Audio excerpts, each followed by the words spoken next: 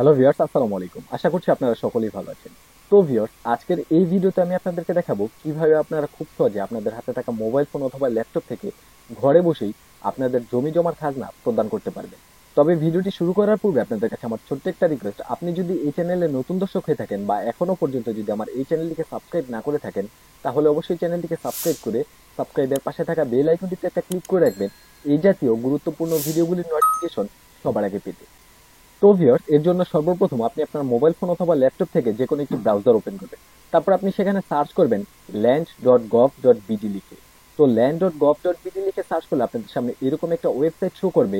আপনাদের সুবিধার্থে আমি এই লিঙ্কটি আমার ভিডিও ডিসক্রিপশন বক্সে দিয়ে রাখবো, আপনারা চাইলে সেখান থেকে এক ক্লিকের মাধ্যমে এই ওয়েবসাইটে প্রবেশ করতে পারবেন। তো এই ওয়েবসাইটে আসার পর আপনি এখান থেকে এই যে কর্নারে দেখতে পাচ্ছেন, এখানে লগ ইন বলে একটা অপশন দেওয়া রয়েছে। এখান থেকে আপনি আপনার অ্যাকাউন্টটিকে লগ ইন করে নেবেন। তো ভূমি মন্ত্রণালয়ের ওয়েবসাইটে আপনারা কিভাবে নাগরিক নিবন্ধন করবেন এই বিষয়ে অলরেডি আমার চ্যানেলে একটা ভিডিও আপলোড করা রয়েছে। আপনারা চাইলে সেই ভিডিওটাকে দেখে নিতে পারেন। আমি সেই ভিডিওর লিঙ্কটা আমার ভিডিও ডিসক্রিপশন বক্সে দিয়ে রাখবো। তো লগ ইন করার পরে আবার আপনাদের সামনে এরকম একটা ইন্টারফেস শো করবে। এখন আপনি এখান থেকে দেখতে পাচ্ছেন ভূমি উন্নয়ন কর বলে একটা অপশন দেওয়া রয়েছে। আপনারা এখান থেকে ভূমি উন্নয়ন কর এই অপশনটিতে একটা ক্লিক করবেন। তারপরে আবার আপনাদেরকে এরকম একটা পেজে নিয়ে আসবে। এখন আপনি এখান থেকে দেখতে পাচ্ছেন খতিয়ান বলে একটা অপশন দেওয়া রয়েছে, আপনি এখানে একটা ক্লিক করবেন।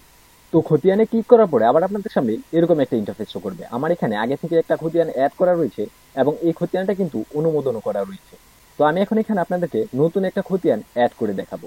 তো এর জন্য আপনি এখানে দেখতে পাচ্ছেন নতুন খতিয়ান তথ্য প্রদান করতে ক্লিক করুন। আপনি এখান থেকে এই অপশনটিতে একটা ক্লিক করবেন। তারপর আপনি এখান থেকে বিভাগ নির্বাচন করবেন, জেলা, উপজেলা, তারপর এখান থেকে মৌজা সিলেক্ট করবেন। তারপর এখান থেকে দেখতে পাচ্ছেন জরিপের ধরন, আপনি এখানে একটা ক্লিক করবেন। তারপর এখান থেকে আপনাদের সর্বশেষ জরিপ যেটি সেটি সিলেক্ট করে দিবেন। তো আমাদের এলাকার সর্বশেষ জরিপ RS। আপনার যদি এক্ষেত্রে নামজারি খতিয়ানও হয়ে থাকে তাহলেও আপনি এই RS জরিপ সিলেক্ট করে দিবেন। তারপর এখানে আপনি আপনার নামজারি খতিয়ান হোক বা RS খতিয়ান হোক, সেই খতিয়ান নাম্বারটিকে এখানে বসিয়ে দিবেন। তারপর এখান থেকে যাচাই অপশনে একটা ক্লিক করবেন। তারপর এখান থেকে হোল্ডিং নাম্বারটিকে বসিয়ে দিবেন। হোল্ডিং নাম্বারটি অপশনাল, আপনি চাইলে দিতেও পারেন, না দিলেও কোনো সমস্যা নেই। তারপর এখানে দেখতে পাচ্ছেন সংযুক্তি বলে একটা অপশন দেওয়া রয়েছে, এখানে লেখা রয়েছে খতিয়ান অথবা দাখিলা। তো আপনি যেই খতিয়ানটির খাজনা কাটতে চান সেই খতিয়ানটিকে এখানে অ্যাড করে দিবেন, বা আপনার সর্বশেষ যেই খাজনার রসিদটি রয়েছে সেই রসিদটিকে এখানে আপলোড করে দিবেন। এটাও অপশনাল, আপনি চাইলে দিতেও পারেন, না দিলেও কোনো সমস্যা নেই। তো আমি এখানে আপলোড করে দিচ্ছি। তারপরে এখানে নিচে দেখতে পারবেন সংরক্ষণ বলে একটা অপশন দেওয়া রয়েছে, এখানে একটা ক্লিক করবেন। তো দেখতে পাচ্ছেন উক্ত খতিয়ানটি সফলভাবে সংরক্ষণ হয়েছে। এখন আপনারা নিচে দেখতে পাচ্ছেন আমি যে খতিয়ানটি এইমাত্র যুক্ত করলাম সেই খতিয়ানটি এখানে স্ট্যাটাস অপেক্ষমান রয়েছে, মানে এই খতিয়ানটি কিন্তু এখনো পর্যন্ত অনুমোদিত হয়নি। তো আপনি যেভাবেই হোক এই খতিয়ানটি ভূমি অফিস থেকে অনুমোদন করিয়ে নেবেন। খতিয়ানটি অনুমোদন করা হয়ে গেলে আপনি এখান থেকে দেখতে পাচ্ছেন হোল্ডিং তালিকা, এখানে একটা ক্লিক করবেন। তো এখানে দেখতে পাচ্ছেন আমার এই খতিয়ানের স্ট্যাটাস কিন্তু পরিশোধিত, মানে আমি কিন্তু এই খতিয়ানের খাজনাটি অলরেডি পেমেন্ট করে দিয়েছি। তো আপনারা যেটা করবেন, এখানে অনুমোদিত লেখা থাকবে, আপনারা এখান থেকে এই যে চোখের মতো একটা আইকন দেখতে পাচ্ছেন, এখানে একটা ক্লিক করবেন। তারপর এখান থেকে একটু নিচে স্ক্রল ডাউন করবেন। তারপর এখান থেকে দেখতে পাচ্ছেন এখানে রয়েছে অগ্রিম পেমেন্ট। তো আমি যেহেতু আগে একবার পেমেন্ট করেছি তাই এখানে অগ্রিম পেমেন্ট দেখাচ্ছে, আপনাদের এখানে শুধু পেমেন্ট দেখাবে। তো আপনারা এখান থেকে এই পেমেন্ট অপশন একটা ক্লিক করবেন। তো ই পেমেন্টে ক্লিক করলে আপনাদের সামনে এরকম দুইটা অপশন শো করবে। তো আপনি কি নগদ থেকে পেমেন্ট করবেন নাকি বিকাশ থেকে পেমেন্ট করবেন সেটা সিলেক্ট করে দিবেন। তো আমি এখন বিকাশ থেকে পেমেন্ট করব। তারপর এখান থেকে পরবর্তী অপশনে একটা ক্লিক করব।